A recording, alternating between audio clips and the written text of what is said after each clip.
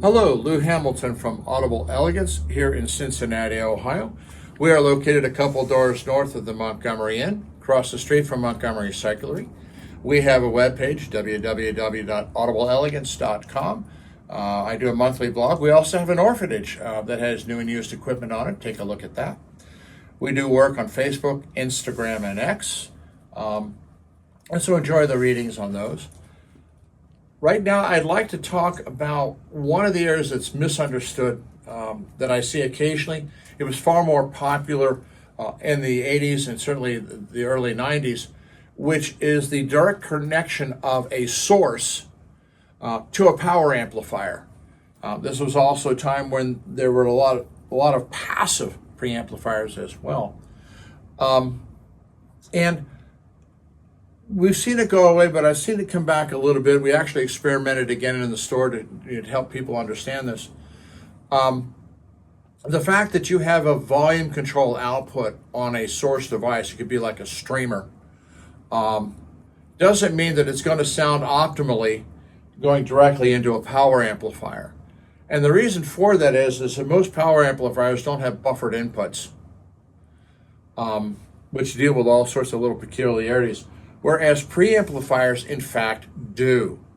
So you'll find that if you take that streamer or CD player, because some of them have volume controls, and you run it through a preamplifier, which is then connected to the power amp, that it sounds significantly better and more musical than if you tried to make the direct connection.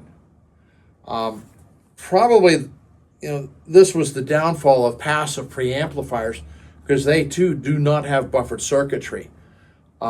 They rely upon various volume controls to control the gain that's going into the amplifier.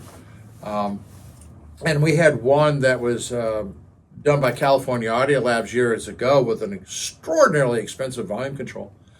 But what we discovered is what I would call kind of a tilt to music, where one frequency would be out of timing with the other, depending on where the volume control was. Once you got to the right point where it was right, everything was essentially time aligned. And then when you went the other way, it tilted the other way where the treble was behind rather than in the lead, sort of thing. So passive volume controls were kind of a little fad hobby for a while. They faded away. I haven't seen them lurking about in a while. So if you want to be disappointed, go ahead and find a used one. Otherwise, save your money and buy a real preamplifier. But direct connections to power amplifiers to devices like streamers aren't necessarily the best thing. And, we're talking, we had the experience here using a Bel Canto streamers, quite good, but directly into the Bryson power amp, it did not sound nearly as good as when we actually took it through an NAD preamplifier.